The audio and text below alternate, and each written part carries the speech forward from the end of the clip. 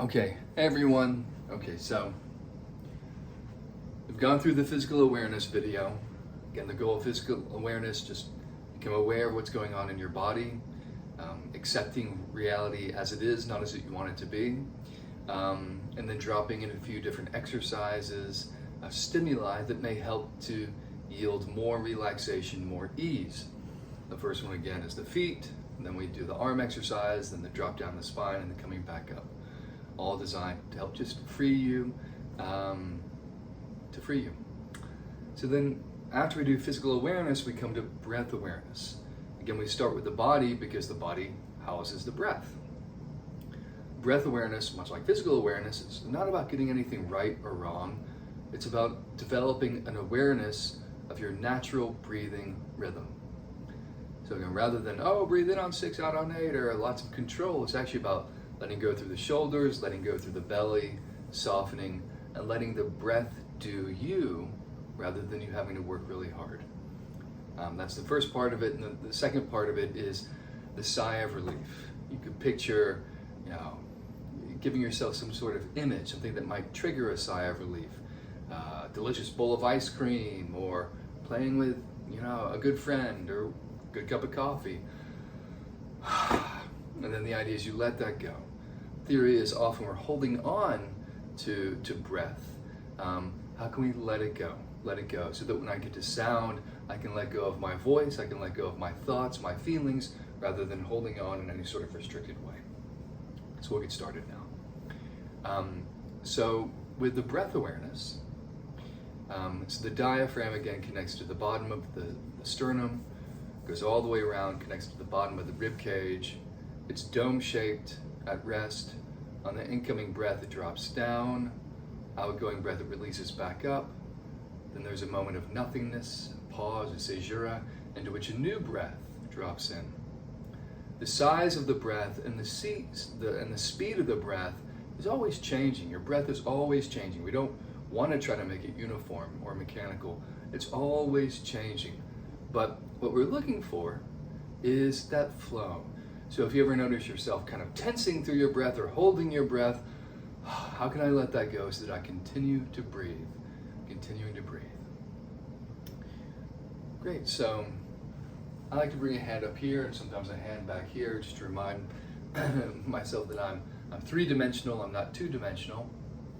I let my lips soften, jaws released, and balance through the tripod points of my feet. If you'd like to, I would actually encourage you to go back and drop down your spine, do all the physical awareness work before you come here. Yeah, and then it's nothing fancy. I'm just thinking of softening through here.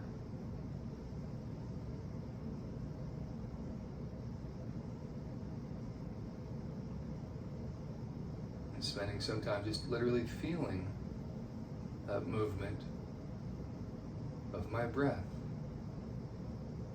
My breath may be hard, may be fast, may be slow, may be subtle. There's so many different manifestations, but your job is just to listen, is to develop awareness of the breath, again, rather than having to fix anything. So you could go on and do this for as long as you like. If you're having any trouble standing, I would encourage you to drop down and go onto the floor.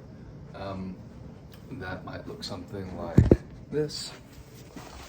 Sorry, hopefully you can still see me. Yep. Can you see me? Maybe you can see me. I trust you can see me. So here you do the body scan, your feet letting go, ankles, shins letting go, calf muscles letting go, your knees softening, your thighs and your hip sockets softening, pelvic floor, belly, through the diaphragm, your rib cage, your shoulder girdle, upper arm, elbow, forearm, wrist, hand, fingers all letting go, your neck, your throat, your jaw, your tongue resting on the floor of your mouth, your sinuses, your eyes, your forehead, your scalp, your skull, your brain, so that all of you has a chance to let go here, to give into gravity, to soften. And then You bring a hand to your belly if you like, but you bring your attention down to the center of the dome of your diaphragm. And here you just relax and you hang out and breathe.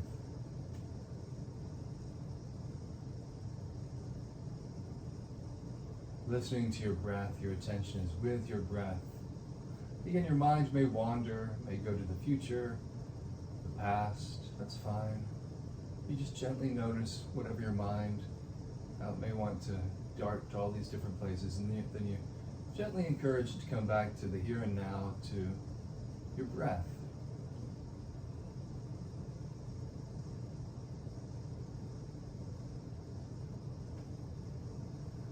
You can certainly do this for as long as you like. If you'd like, you could also go into the diagonal stretch here. We'll do this a little bit later with the sighs of relief. But you can even do the diagonal stretch here, just breathing. But we'll continue on. So from your back, you would roll over to the semi-fetal position. Breathing here.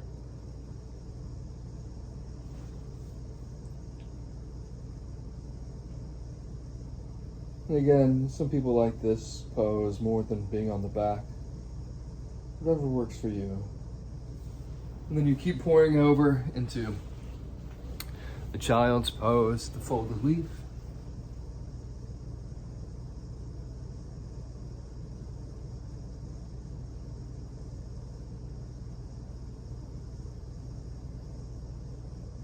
Breathing. And then tucking your toes, pushing back into a squat, your head hanging over.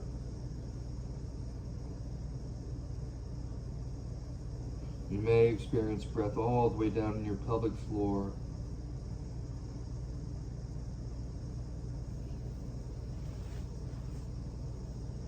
And then you're hanging over.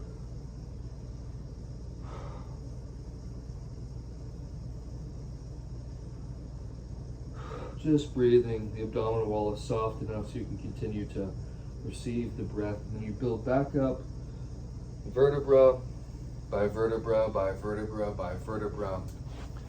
Your head and neck, the last thing to float up and away. Lovely. Once you come back up to standing, notice if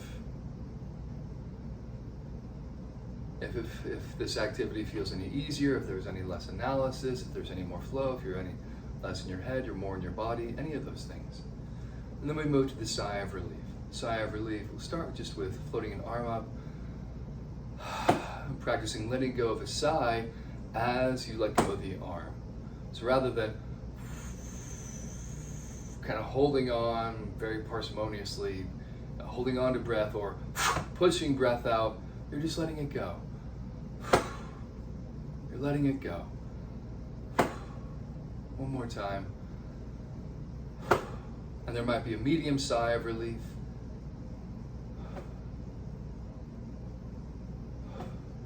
Might even be a small, just your hand.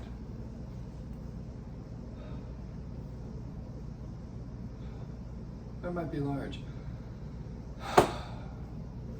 Again, the theory is your voice rides your breath, or your breath is the fuel for sound, and you're practicing letting go of the breath so that later you're able to let go of sound rather than holding on to it, right?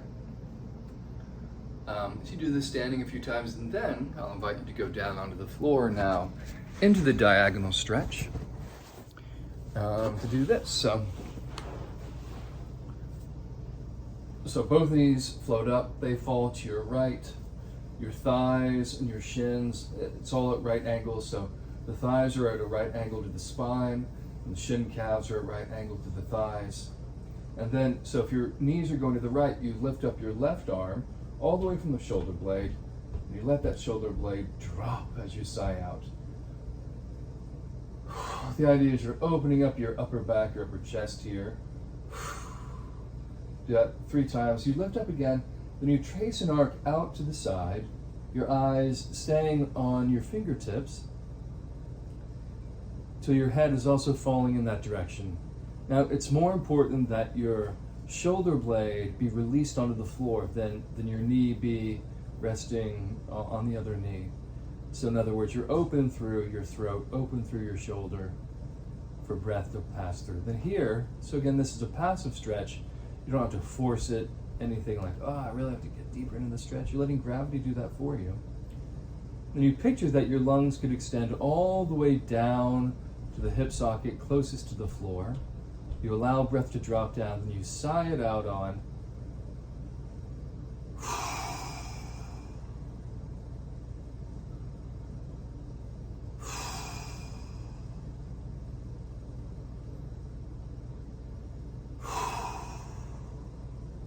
You can do that as many times as you like. Whenever you're finished, you float your knees up and over. You can even float them up and over on a sigh of relief. And you do the same thing on this side. So first the arm.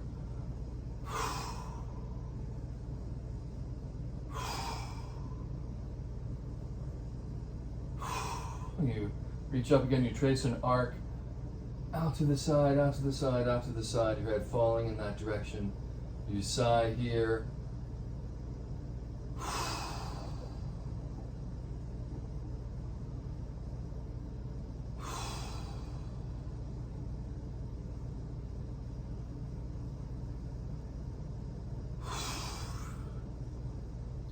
Again, it's as if the lungs extend all the way down to that hip socket. There's an open channel from that hip socket through belly, chest, throat, mouth. You sigh, you just let it go. And once you're done with that, you again float both knees up. You let your legs extend long on the floor, hanging out here, just letting yourself be breathed.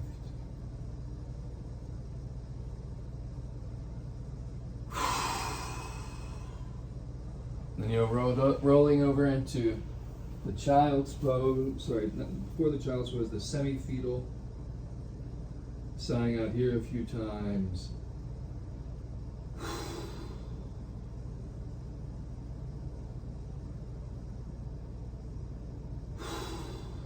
Letting go. You continue the journey over, noticing if you hold your breath as you're moving and looking to continue to breathe easily as you're moving from posture to posture. So now we end up in the child's pose, and again letting breath drop all the way down to the hip sockets, lower back, letting it sigh out of you.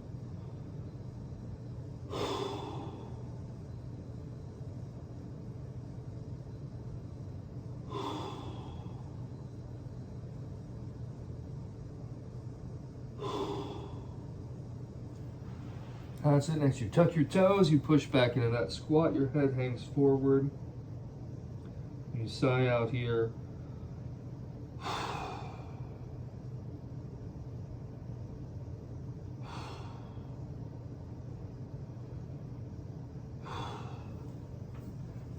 Floating your tailbone up, hanging over. Sighing out here a couple of times. Neck and shoulders are free.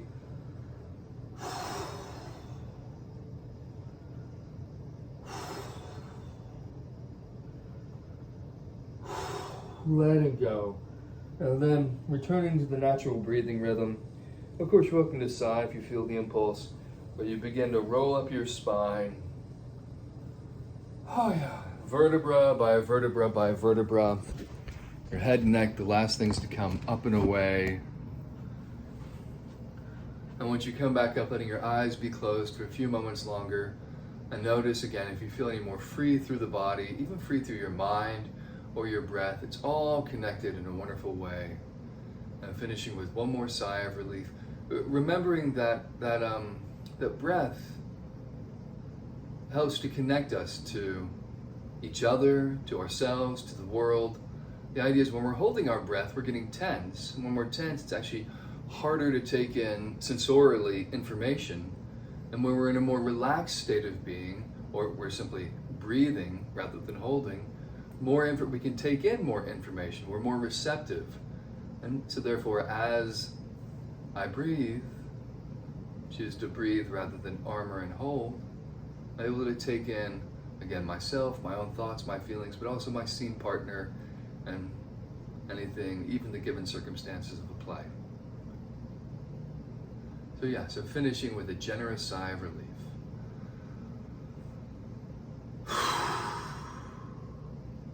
Letting your eyes open, and awesome. Have a great week, everyone, and I'll see you soon. Okay? Take care.